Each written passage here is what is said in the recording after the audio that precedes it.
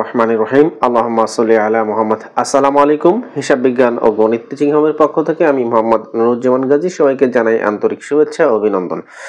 প্রিয় চাকরি প্রত্যাশী ভাই ও বোনেরা, আপনারা সবাই কেমন আছেন? নিশ্চয়ই ভালো আছেন, সুস্থ আছেন। প্রিয় চাকরি প্রত্যাশী ভাই ও বোনেরা, আজ আমি আপনাদের সাথে অভ্যন্তরীণ সম্পদ বিভাগ, অর্থ মন্ত্রণালয়ের অফিস সহকারী কাম কম্পিউটার মুদ্রাক্ষরিক এই প্রশ্নটির গণিত অংশের সম্পূর্ণ ব্যাখ্যা সহ সমাধান দিব। এখানে 4টি অঙ্ক এসছে, খুবই সহজ। অর্থাৎ যারা চাকরি পরীক্ষায় রত আছেন, রিটেন পরীক্ষা দিয়েছেন, তারা অবশ্যই পেরেছেন আমার মনে হয়। আর যারা প্রিপারেশন নিতে চাচ্ছেন, নিচ্ছেন, তাদের জন্য আমি ব্যাখ্যা সহ উপস্থাপন করতেছি। তো চলুন আমরা অঙ্কে চলে যাই। দেখুন, 1 নম্বর অঙ্কটিতে বলছে এখানে 5টি লেবুর ক্রয় মূল্য 4টি লেবুর বিক্রয় মূল্যের সমান হলে শতকরা লাভ বা ক্ষতি কত? 4টা লেবুর ক্রয় মূল্য যা, 5টা লেবুর বিক্রয় মূল্য তাই। এখন একটু করে দেখতে হবে যে আসলে লাভ হয়েছে নাকি লস হয়েছে। তো সমাধান আমরা লিখব, সমাধান মনে করি 4টি লেবুর ক্রয় মূল্য 100 টাকা।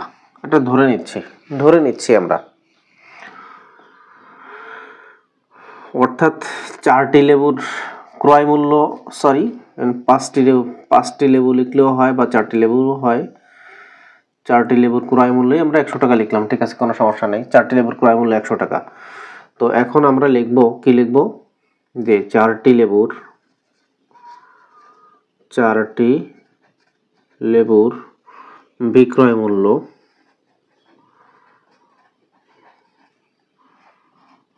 100 টাকা।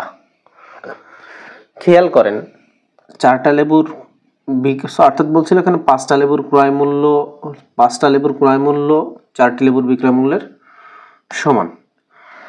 অর্থাৎ খেয়াল করেন এখানে যে 4টি লেবুর বিক্রয় মূল্য যা, 5টার ক্রয় মূল্য তাই না? তো আমরা এখানে কি লিখছি, মনে করি 4টি লেবুর ক্রয় মূল্য 100 টাকা। অতএব আমরা লিখতে পারি 4টি লেবুর বিক্রয় মূল্য হচ্ছে 100 টাকা। আর একটি লেবুর বিক্রয় মূল্য 100/4। আর এখানে লিখতে পারি এই 5টি লেবুর বিক্রয় মূল্য কত। তো আমরা লিখব 100/4 গুণ 5। তো যদি কাটাকাটি করি 4 25, 100, 5 25, 125। খেয়াল করেন একটু যে 4টি লেবুর ক্রয় মূল্য কত ধরেছিলাম, 100 টাকা। 4টি লেবুর বলছিল কি যে 5টি লেবুর ক্রয় মূল্য 4টি লেবুর বিক্রয় মূল্যের সমান। 5টি লেবুর ক্রয় মূল্য 4টি লেবুর বিক্রয় মূল্যের সমান। তো 4টি লেবুর বিক্রয় মূল্য এত, অর্থাৎ টি ঠিক করে নিয়েছে। তাহলে 5টি লেবুর বিক্রয় মূল্য আমার কত হয়েছে এখানে, 125 টাকা। তা লাভ কত তাহলে? লাভটা কত?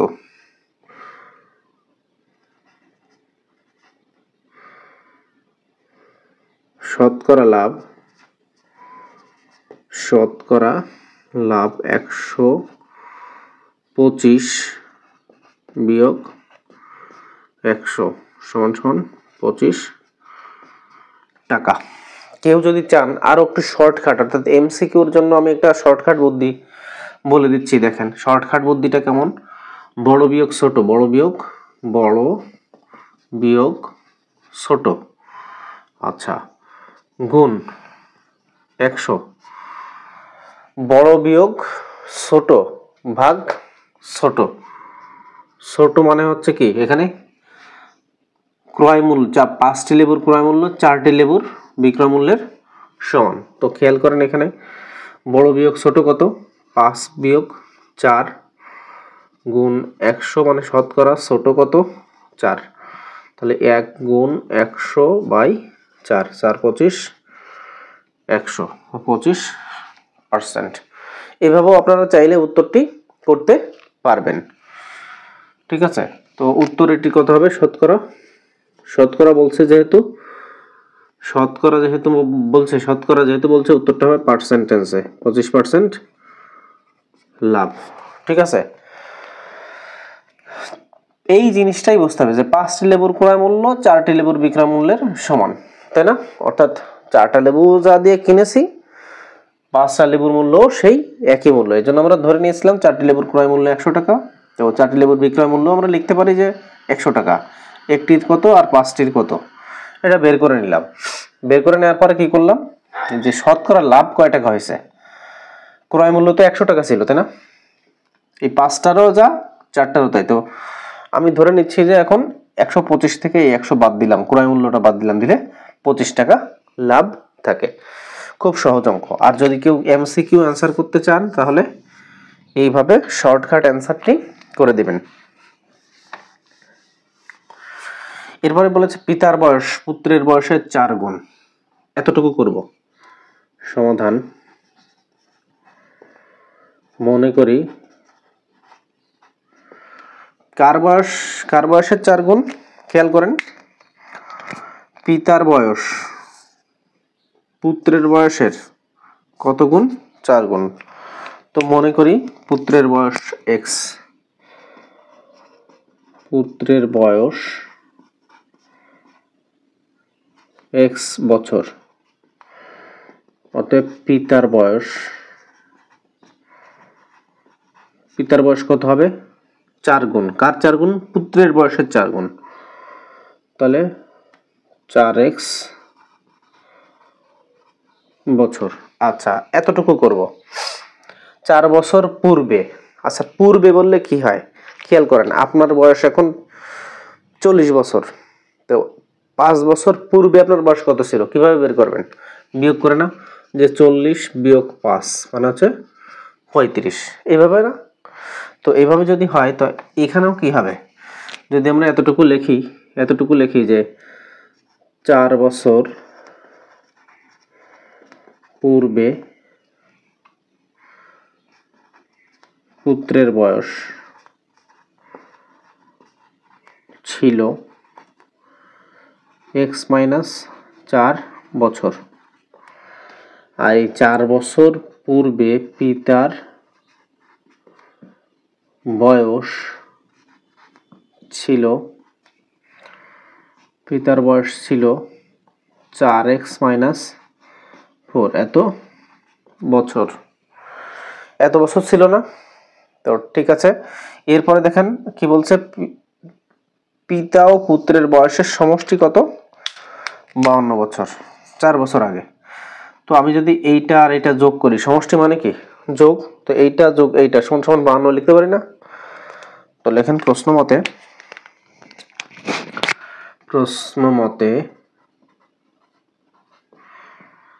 x - 4 প্লাস 4x - 4 সমান সমান 52 বছর। তো এটাকে যদি আমরা যোগ বিয়োগ করি, এখানে 5x হয় আর এই 4 আর 4 কত, 8, তাই না? 52 হয়। তো এইখানে কত হয়, বা 5x সমান সমান 52, এই 8 ওই পাশে গেলে যোগ হয়, তো এখানে 60 হয়, 5x, এটা হচ্ছে 5x,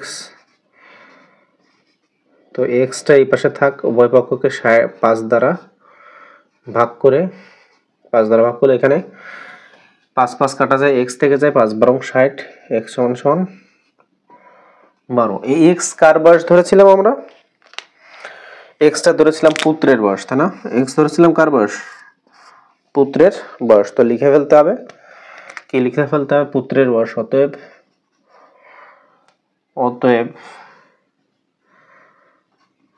পুত্রের বয়স 12 বছর। আচ্ছা, তাহলে খেয়াল করেন পিতার বর্তমান বয়স কত, পিতার বর্তমান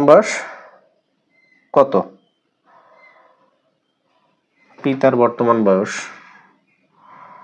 4x, অতএব পিতার বর্তমান বয়স 4x মানে হচ্ছে 4 গুণ 12 সমান 48 বছর।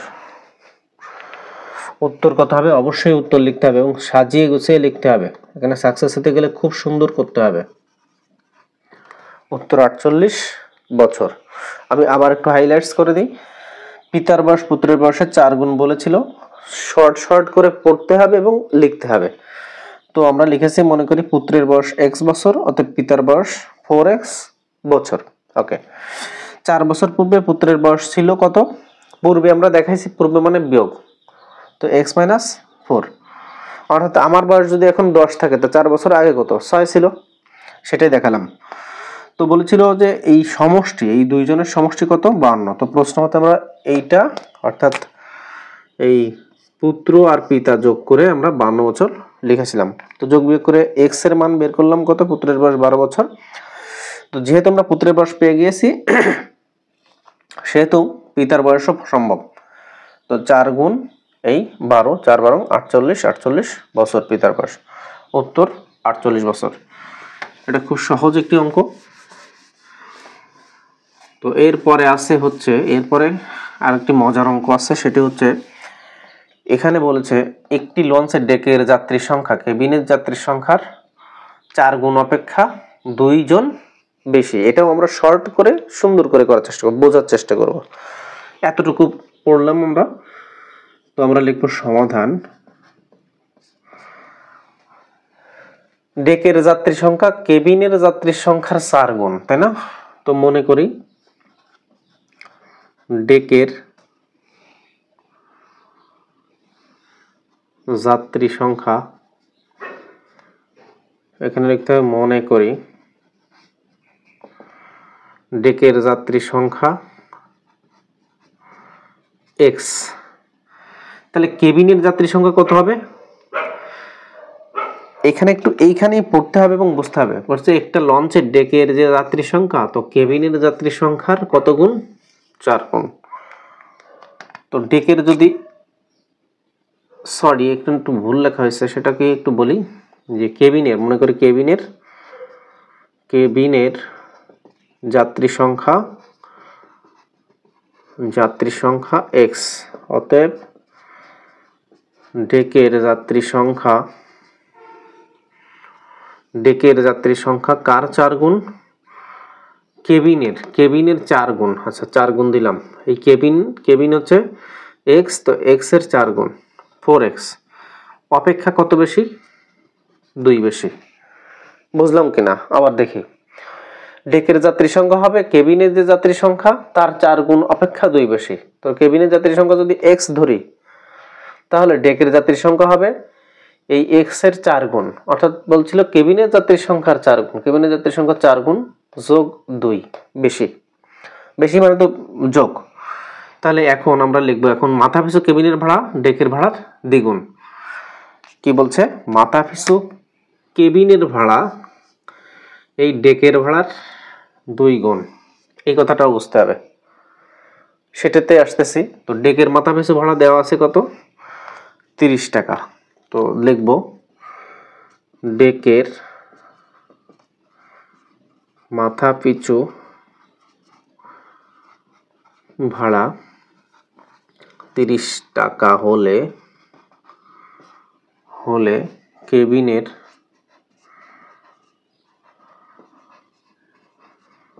মাথাপিছু ভাড়া কার দ্বিগুণ? ডেকের ভাড়ার, কেবিনের ভাড়া ডেকের ভাড়ার দ্বিগুণ হবে। তো ডেকের ভাড়া যদি 30 টাকা হয়, তা কেবিনের কত হবে? 30 গুণ 2 60 টাকা। ক্লিয়ার? আচ্ছা, এবার মোট ভাড়াটা নির্ণয় করতে হবে। কিভাবে মোট ভাড়া? ডেকের ভাড়া মোট কত? ডেকের যাত্রীর সংখ্যা এত, তো মাথাপিছু মানে জন প্রতি দিয়েছে, জন প্রতি কত টাকা? মাথাপিছু মানে জন প্রতি 30 টাকা। তাহলে মোট যদি বের করতে চাই, তা সংখ্যার সাথে গুণ করতে হয় না? তেমনি কেবিনের যাত্রীর সংখ্যা কত? x, মাথাপিছু ভাড়া কত? 60। তো সংখ্যার সাথে আমার মাথাপিছু যদি গুণ করি, তাহলে মোট পেয়ে যাব না? তো সেটাই আমরা বের করব এখন। প্রশ্ন মতেও সরাসরি আমরা যাইতে পারি। প্রশ্ন মতে কি যেতে পারে যে কেবিনের যাত্রীর সংখ্যা কত? x, আচ্ছা এক্স গুণ মাথা পিছু ভাড়া কয় টাকা করে 60, তাহলে এটা মোট পেয়ে গেলাম। আচ্ছা ডেকের যাত্রী সংখ্যা কত 4x প্লাস 2, এর মাথা পিছু ভাড়া কত 30 টাকা, এই 30 দিয়ে গুণ দিয়ে দিলাম, দিলে এখানে মোট বের হইল, অর্থাৎ এটা কেবিনের ভাড়া এটা ডেকের ভাড়া মোট মোট। এখানে গুণ দিলাম কেন, একটা জিনিস খেয়াল করতে হবে যে একজনের যদি 30 টাকা হয়, সরি একজনের যদি 60 টাকা হয়, তাহলে এক্স জনের কত বেশি হবে, তখন গুণ হয়, মোট বের করতে গেলে গুণ হয়। তো আমরা গুণ করেছি, সমান সমান কত টাকা ভাড়া 1680 টাকা।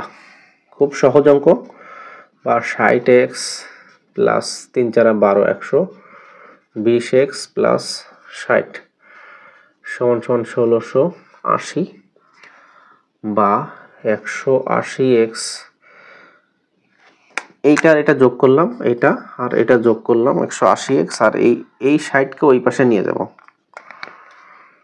তো এখানে 1680 মাইনাস 60 বা 180x সমান সমান 1620 বা এই x এখানে থাকবে 1620 ভাগ 180, করে দেখতে হবে কত হয়, করে দেখতে হবে। আচ্ছা ঠিক আছে, এখানে 180 দ্বারা কি করলাম আমরা ভাগ দিলাম, তো 180 ভাগ 1620, 180 ভাগ 1620, তো এমন একটা সংখ্যা নিব যেন 162 হয়,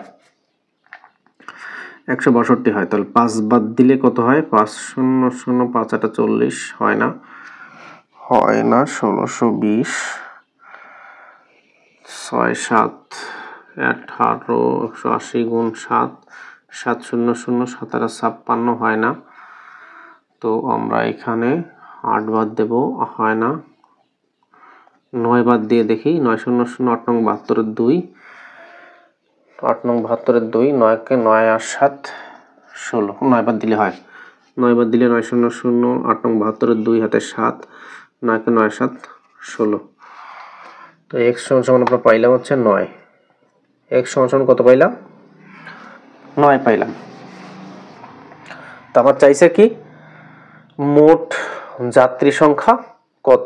আচ্ছা তো আমরা লিখব কেবিনের যাত্রী সংখ্যা 9 জন এবং ডেকের যাত্রী সংখ্যা,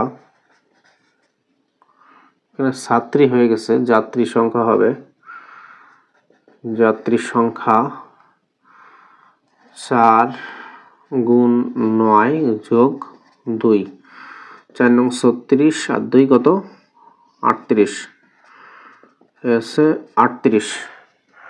এখন বলছিল কি মোট যাত্রী সংখ্যা কত, মোট যাত্রী সংখ্যা কত বলছিল সেটা, তো মোট যাত্রী সংখ্যা আমরা নির্ণয় করব, মোট যাত্রী সংখ্যা কত, তাহলে অতএব লঞ্চের মোট যাত্রী সংখ্যা কত হবে 9 যোগ 38 সমান সমান একই কথা, 38 যোগ 9 আর 9 যোগ 38 একই কথা, 47 জন, 47 জন, উত্তর 47 জন। তো খুব সহজ কিন্তু অঙ্কটি, খুবই সহজ, একটু মনোযোগ দিলেই বোঝা সম্ভব। তো এর পরের অঙ্কটিতে আমরা চলে যাব। পরের অঙ্কটি কি আছে, পরের অঙ্কটি আছে হচ্ছে একটি সমকোণী ত্রিভুজের অতিভুজের দৈর্ঘ্য দেওয়া আছে 15 মিটার, অপর বাহু দ্বয়ের দৈর্ঘ্যের অন্তর কত দেওয়া আছে 3 সেন্টিমিটার, বাহুদ্বয়ের দৈর্ঘ্য কত। আচ্ছা ঠিক আছে, আমরা একটু লিখবো এইভাবে, তো পিথাগোরাসটা আছে এরকম, সমকোণী ত্রিভুজ দেওয়া আছে, সমকোণী ত্রিভুজ দেওয়া আছে, সমকোণী ত্রিভুজের অতিভুজ দেওয়া আছে, এটা 15 দেওয়া আছে। আচ্ছা, তো বলছিল যে অপর বাহুদ্বয়ের দৈর্ঘ্যের অন্তর, তো এটা যদি x হয়, এটা যদি x হয়, ভূমি কত হবে x - 3। দৈর্ঘ্যের অন্তর কত? বাহুদ্বয়ের দৈর্ঘ্যের অন্তর 3 সেন্টিমিটার। আচ্ছা, তো সমাধান দেওয়া আছে অতিভুজের দৈর্ঘ্য 15 সেমি। মনে করি সমকোণী ত্রিভুজের লম্ব x এবং ভূমি যেহেতু কি বলছিল দৈর্ঘ্যের অন্তর, বাহুদ্বয়ের দৈর্ঘ্যের অন্তর 3 সেন্টিমিটার, সেহেতু ভূমি হবে কত? x - 3। তো আমরা একটু পিথাগোরাসের উপপাদ্য হতে পাই, এই কথাটা লিখবো, পিথাগোরাসের উপপাদ্য হতে পাই, এই কথাটা লিখবো। লিখে কি লিখবো?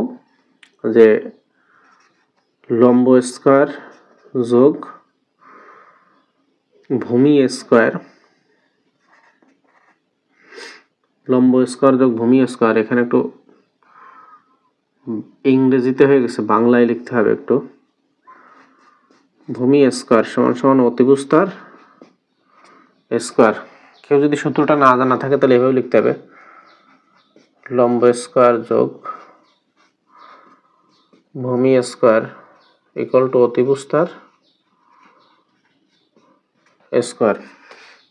তো এখানে x থাকে, এখানে x স্কয়ার, আর এখানে কত থাকে -6x, আর এখানে থাকে হচ্ছে 9 সমান সমান 225। এখানে সূত্র বসালাম a প্লাস b তার হোল স্কয়ারের সূত্র, অর্থাৎ সরি a মাইনাস b তার হোল স্কয়ারের সূত্র,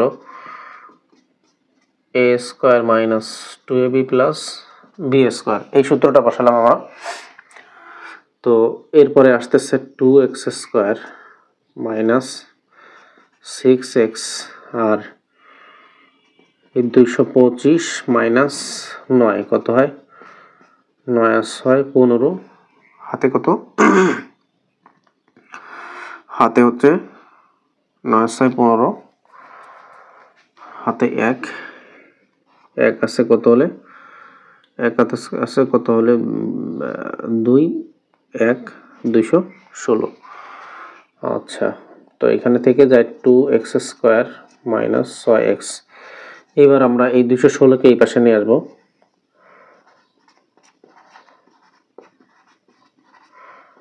এটাকে 0 করে দেব।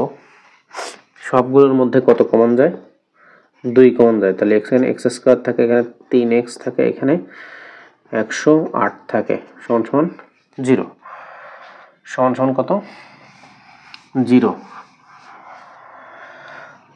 তো ফাইনালি এই 2 যদি এর নিচে নিয়ে যায় তাহলে 0 হয়ে যায়, তো আমাদের থাকে x square minus 3x minus 108 সমান সমান 0। এই 108কে এখনই উত্তর বের করা সম্ভব। 108কে মিডল টার্ম ব্রেকিং করলে 9 বারং কত? 9 বারং 108, অর্থাৎ এই 12 থেকে যদি আমি 9 বাদ দিই তাহলে আমার 3 হয়। কোন 3 হয়? কোন 3 হয়? এই 3 হয়, এই 3। ঠিক আছে, এখনই উত্তর করা সম্ভব। একটা 9 একটা 12 হবে উত্তর। তো কোনটা গ্রহণযোগ্য কোনটা গ্রহণযোগ্য না সেটা আমরা বের করব। তো x square minus 12x plus 9x আর 108, এখানে বুঝতে পারলাম তো? এই 108কে ভেঙেছি 9 বরং 108, এটা হচ্ছে মিডল টার্ম ব্রেকিং। কিভাবে বুঝলাম? x square minus 3x minus 108 এরকম একটা অবস্থায় আছে এজন্য। তো এই 3xটাকে আমরা তৈরি করলাম কিভাবে? 9 বরং 108, 12 থেকে 9 বাদ দিলাম, তো 12x থেকে 9x বাদ দিলে 3x থাকে। তো এইখানে আমার x যদি কমন নিই x মাইনাস 12, তো এইখানে যদি আমরা 9 কমন নিই তো x মাইনাস 12, বা x মাইনাস 12 আর x প্লাস 9 সমান সমান 0 হয়, এই কথাটা আমরা লিখব যে x মাইনাস 12 সমান সমান 0, অথবা x প্লাস 9 সমান সমান 0। তো x সমান সমান -9, এটা ঋণাত্মক লিখব, ঋণাত্মক মান গ্রহণযোগ্য নয়, গ্রহণযোগ্য নয়। তাই x সমান সমান 12। তাহলে x সমান সমান কত হইল? 12। তো একটি বাহু আমরা পেয়ে গেলাম কত, অর্থাৎ লম্ব যদি 12 হয় তাহলে ভূমি কত? অতএব সমকোণী, উত্তরটা লিখে ফেলছি, সমকোণী ত্রিভুজের লম্বের দৈর্ঘ্য 12 সেমি, 12 সেমি। তাহলে সমকোণী ত্রিভুজের ভূমির দৈর্ঘ্য 12 বিয়োগ 3, 12 বিয়োগ কত? 3 সমান সমান 9 সেমি। তাহলে ওই বাহুদ্বয়ের দৈর্ঘ্য কত? ওই বাহুদ্বয়ের দৈর্ঘ্য, অর্থাৎ এই দৈর্ঘ্য চাইছিল, আমার কিন্তু এটা চাইনি, তাই উত্তর হচ্ছে 12 সেন্টিমিটার। উত্তর কত? 12 সেন্টিমিটার। উত্তর 12 সেমি।